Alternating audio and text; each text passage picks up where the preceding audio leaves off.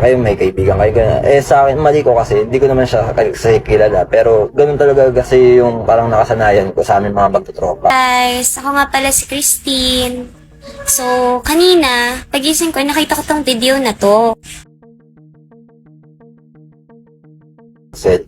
I just want to clarify lang sana yung nangyari kahapon sa segment ng Showtime, yung especially for you.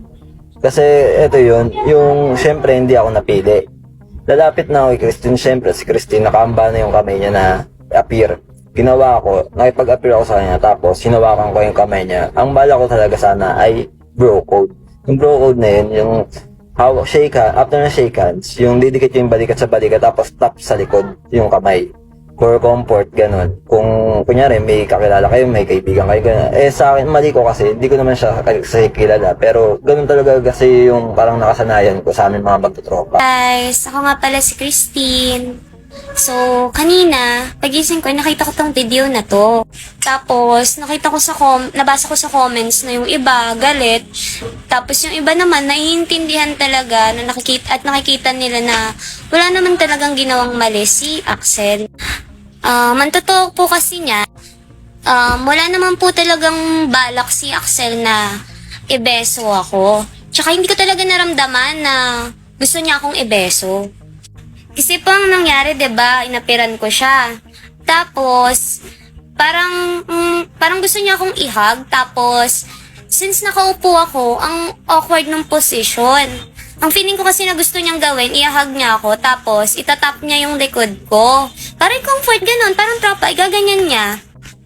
Kaya yun, yumuko siya. Nabanda dito, kasi itatap niya nga siguro ako eh. Parang magtropa. Sa pagtropa, di ba, pag, alimbawa yung tropa mo, malungkot, ganun ka magano, di ba, okay lang yung be. Ganyan.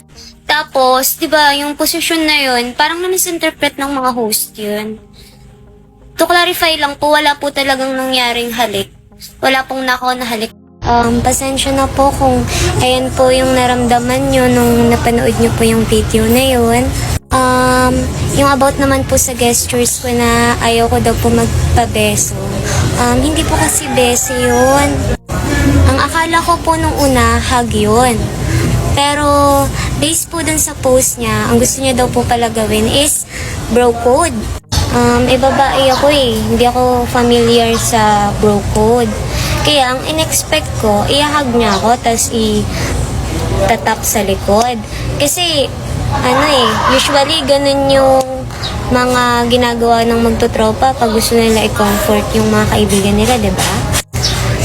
Tapos, doon naman po sa part na nagbago daw po yung facial expression ko. Kasi po, may part doon na nahila niya ako ng very light lang naman. Kaya parang feeling ko naging uncomfortable po ako. Pero, alam ko pa rin naman po sa sarili ko kung ano yung gusto niyang gawin. At hindi po beso yun or nakaw na halik. Pero po don't get me wrong po super na-appreciate ko po yung mga sinabi ni Meme Vice. Na talagang, masama naman po talagang humalik ng walang permission.